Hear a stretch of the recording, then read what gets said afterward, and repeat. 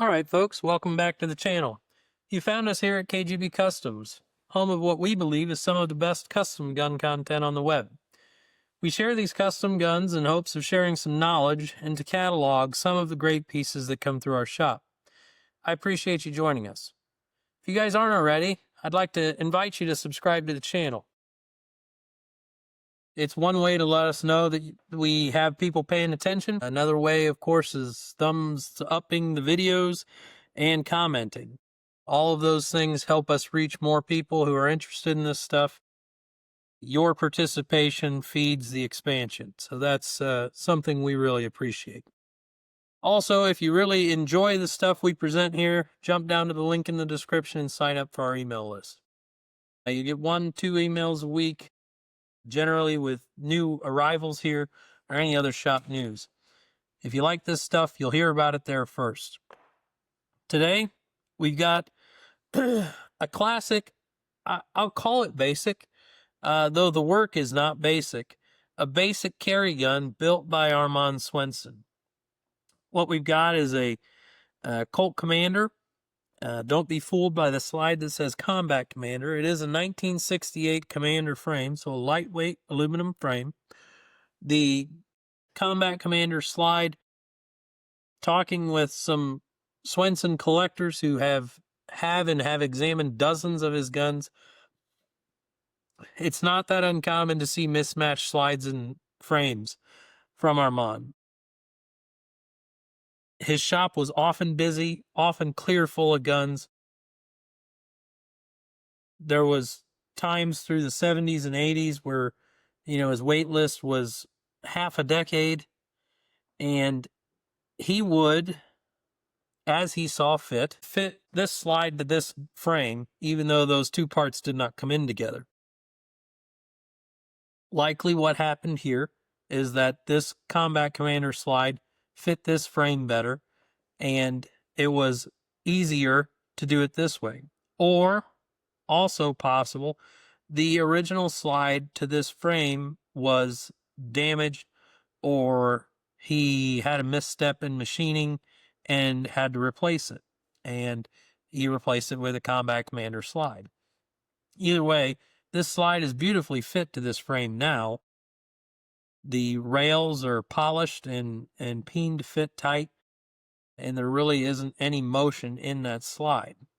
This gun has lived an extremely charmed life in the years since being built. When it was built, I would estimate it to be early 70s. It has to be after 1970 because that's when the Combat Commander was introduced. And it was probably prior to 73 when his cast stainless thumb safeties began to show up more and more as he got the production of those going. So we have a shop-made extended single-sided thumb safety. He would often start with a GI thumb safety, so just the nub, where there's just a nub here, and then he would solder on a paddle like you see here. This one is quite extended, and that's not uncommon. We see on his early Gardena era, so prior to designing his own safety and having it mass produced, the paddles change shape and size based on his mood.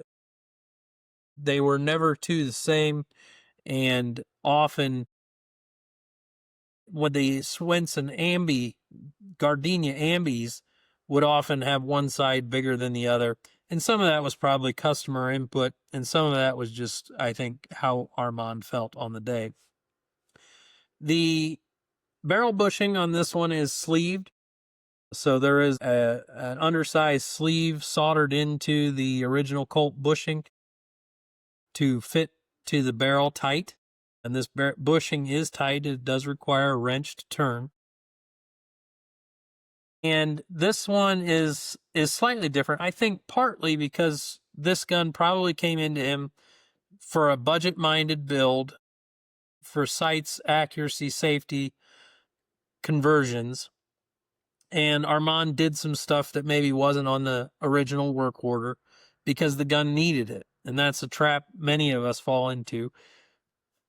is the gun may come in for 5 things and you do 10 things because there are other things that the gun needs to perform well that need done that weren't part of the original menu.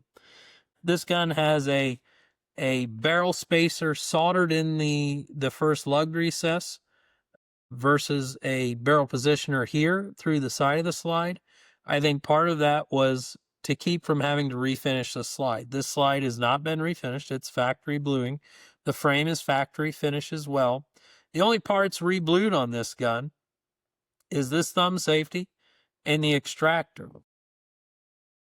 Even the mainspring housing, which was installed by Swenson, I say that pretty confidently because it has a recess in the top for a pin to pin the grip safety. And having compared other Swensons with pin grip safeties, I can say that that was probably done by him.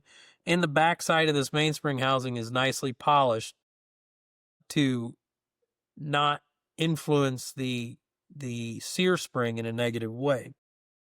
And that's not work that a part swapper would have casually done to this mainspring housing. I believe Armand put this mainspring housing in likely because the customer wanted a lanyard ring mainspring housing in it. Other work the gun has, of course, is Swenson's famously known for his K-frame sights. And notice the rear sight cut is in the white. The dovetail is filled with a serrated filler block. We see G stamped on the shear pin. The barrel hood is welded up and serrated. Why? Lord only knows. Swenson thought it would be cute that day, I suppose. I've not seen a hood extension serrated like that. I've seen a lot of things done to them, but not that. The lower lugs, the feet on this barrel have been welded up and refit. The trigger's been nicely gone over. This gun does have a long trigger that's fit. The corners on the trigger have been swaged out to fit the frame tighter.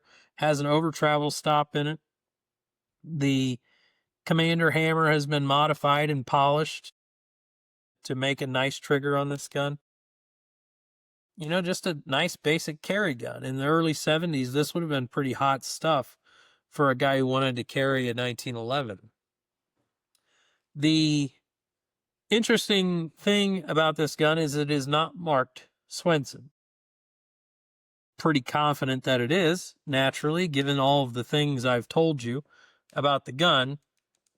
One other thing, and you can't see it here, we'll put a still photo in, but the back side of this thumb safety is marked with the customer's name. Grand in electric pencil is on there twice, and what I believe is the customer's first name is scratched in between the two grands. I can't make out the first name, but that was a common Swenson thing, to put the customer's name in electric pencil somewhere on the gun.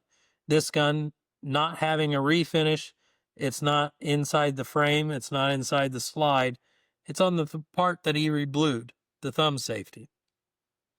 So there you have it. I don't have a ton else to say. You know, we've discussed Swenson on the channel before. He got his start in guns, building rifles. That's an interesting factoid that many don't know.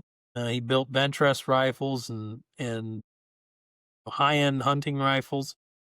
He held patents for boat designs early in his career, and he moved to California and started building pistols. Hope you guys enjoyed it. It's a neat piece from Swenson's catalog, I suppose, and in my opinion falls very narrowly in that date range of 1970 to 1972 is likely when this gun was built.